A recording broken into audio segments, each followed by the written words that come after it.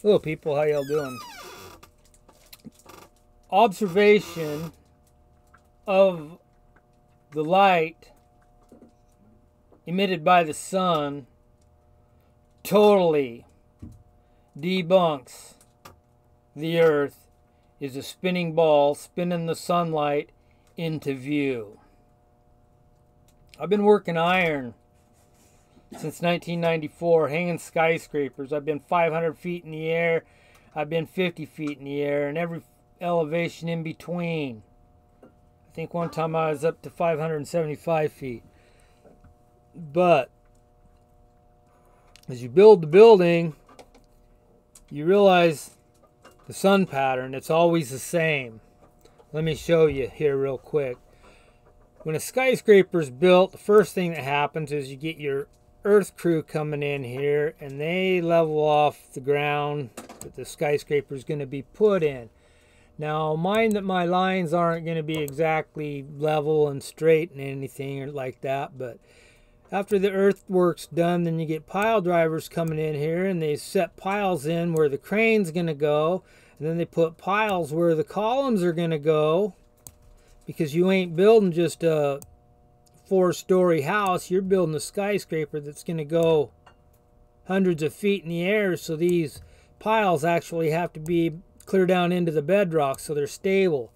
And after all the piles are driven, then at the same time they're finishing up on the piles, you got your carpenters, and they're building a slab right here for Adam's crane to set on. At the same time they're building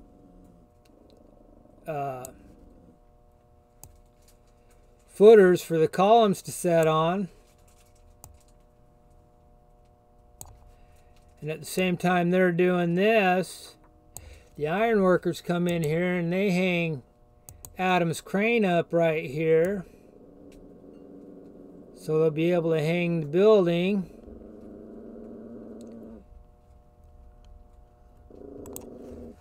While they're hanging that tower for the crane up, the carpenters are hanging the core for the elevator shaft right here.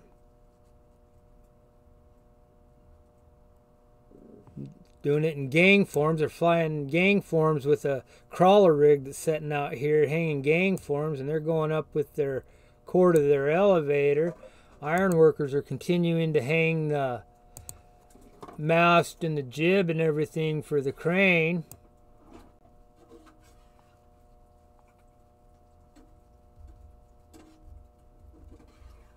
Crane's got to be able to go out past the structure.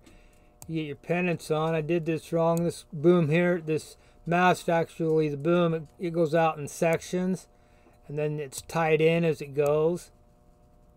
And then you add weights back here as you're building the boom out, so you don't topple the crane.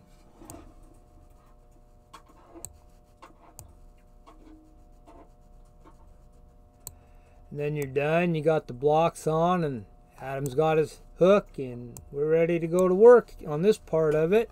So now, in the meantime, while they were hanging that tower crane, they've been working a boom crane right here and started to hang columns to tie the core in to the building.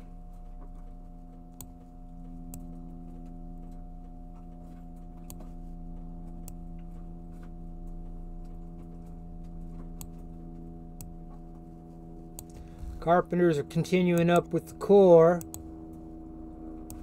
for the elevator. Iron workers are continuing to tie the building in. It used to be red iron, anymore it's gray iron, but I'm going with red, so there's a contrast here. So they've hung this across here. They continue to go up. Carpenters are continuing on with the core for the elevator.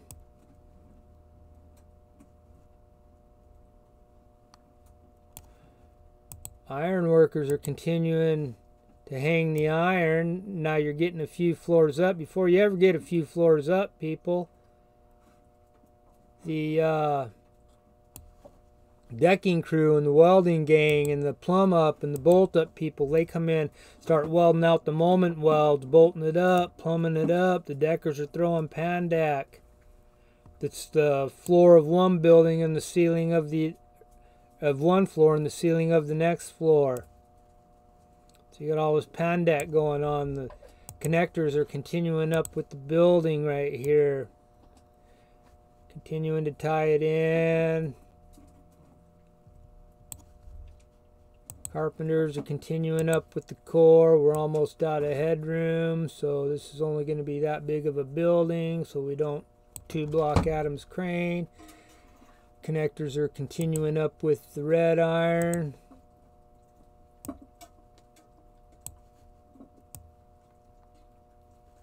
Tying it all in. They got one more lift before the penthouse.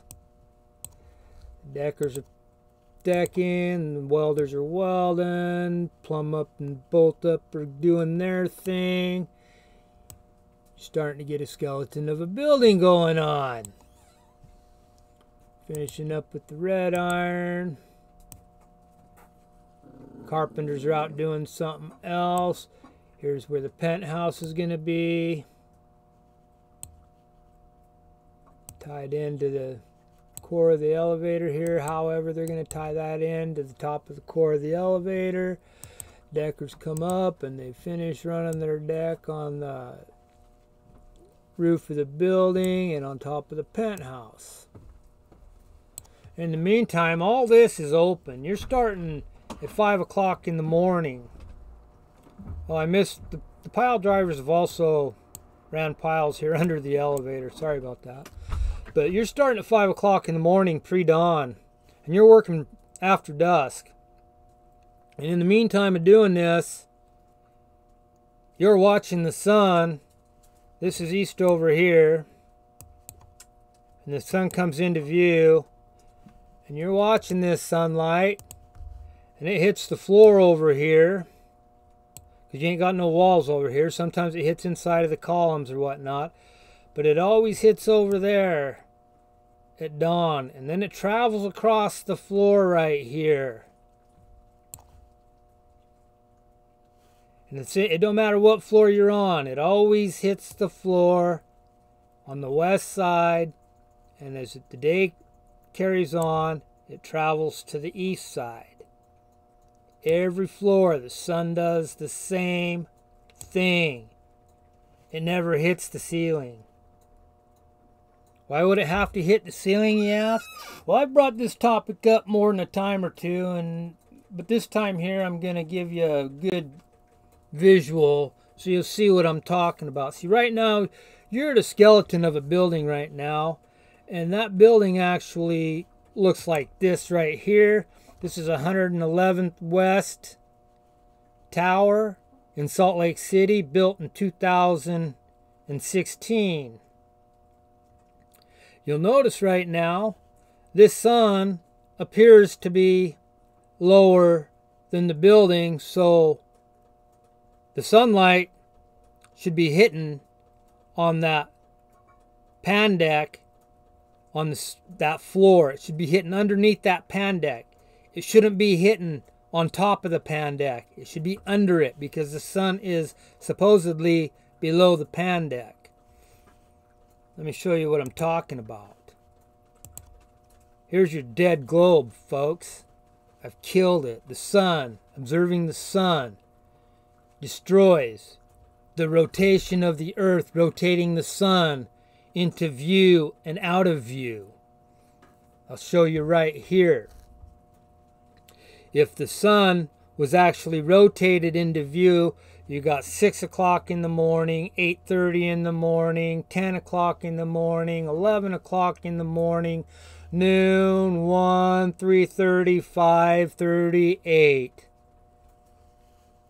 So pay attention to the yellow lines here. I'll walk them off to you. If that sun was being rotated into view, you got your 5 o'clock in the morning. It's going to hit on the east side ceiling of the floor pan. There's no walls here to block this sunlight. So it's going to hit on the east side ceiling. This is your 5, 6 o'clock in the morning.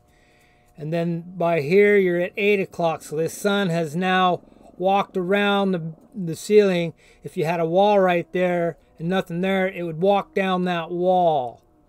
And after that you hit your 10 o'clock and it hits over here on the west side of the floor.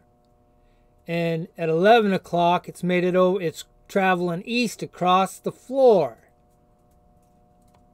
And at noon it's over the building, so you lose sunlight. And then as the sun breaks back over to where the sun's hitting the floors again, they would start on the west side and travel across to the east side. But that's not what we observe at all, because they would have to go completely back up and around and on the east side of the ceiling to the west side of the ceiling and out of sight. See, I've already walked you through starting at 5 o'clock in the morning, 8:30 in the morning, 11 in the morning, noon, no shadow, 1 o'clock in the afternoon, 3:30 in the afternoon, 8:30 in the afternoon. See how that works? You're going to start right here, and as the earth rotates, that sun's going to travel west across the ceiling, down the west wall, across the west to east on the floor, and back up the east wall, and from the west to the east and out of view. That's not what we observe. I've been on 100 buildings. What we observe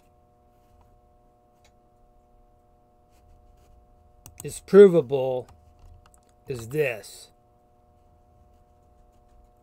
Now, I didn't put too many lines in here to make it too confusing. I had to put a lot in already. But this here is your 5 o'clock in the morning sun. So it's coming, it's hitting clear over here on the west side of the building, on the floor. And then your 8 o'clock is here. Your 10 o'clock goes down there. Your 11 o'clock travels from the west side to the east side of the floor. Your noon, you're hidden out.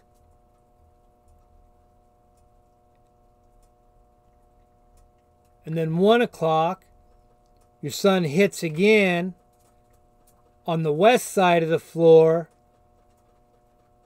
and travels eastward off the floor. Never, ever does it touch the ceiling on the floor above you. It don't matter what floor you're on. I've been over 500 feet in the air. And it always kind of puzzled me before I heard about the flat earth and started thinking this shit through. But there you go, folks. The lack of sunlight on the ceiling absolutely destroys the earth, spinning the sun into and out of view. You never see sunlight strike a ceiling, minus it reflecting off from a body of water on the outside. But without any outside interference, it always only travels across the floor on an open skeleton building. And in your house, you'll notice the same thing. It'll hit your west wall first. It'll go down your west wall. It'll crawl across your floor from the west to the east, and then it'll climb up the west wall until it goes away.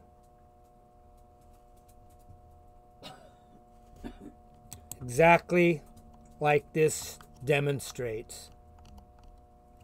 The sun just passes overhead. I know this ain't to scale. I tried to make it closer to scale, but my computer didn't have enough room to where I'd actually be able to explain to you guys what I'm talking about and how the sun actually displays its light emission off the floors, how it reflects the sunlight off the walls and the floors. It never, ever, ever touches the ceiling without outside interference reflecting it to the ceiling. And that's a fact. And there ain't none of you anywhere that can prove me wrong on that fact. Guaranteed. Earth is flat and it's motionless. You've been lied to. Your egos are in your way. Pull your heads out of your asses, you idiot retards, and get with the program. It's time we take this realm back. Get rid of these idiots that have got you all masked up and getting you double dosed of dumb, triple dosed of dumb. What's next? A 4-dose of dumb? You're just getting dumber and dumber. Drinking fluoride when you're supposed to spit that shit out. You weren't even supposed to use fluoride toothpaste. But if you were using fluoride toothpaste, you should have been spitting it out, for Christ's sake. Anyway, folks, I've ranted on enough. You either get it or you don't. The sunlight disproves the spinning ball. Without a spinning ball, you don't have gravity. You don't have orbits. You don't have sun orbiting Milky Way. You don't have Milky Way shooting through the infinite all. You don't have curvature on the horizon. You don't have measurable by the modern mechanical means of this elusive curvature. You don't have any proof of motion. You can't dictate by what these luminaries in the sky are doing other than the sun itself on its directness of its lighting. That's the only thing that you can come to a reasonable conclusion on how the sun operates, by just crossing the sky above our heads and not spinning into view and out of view. With that, folks, I hope that was clear enough that you could understand. Be well and have a good day.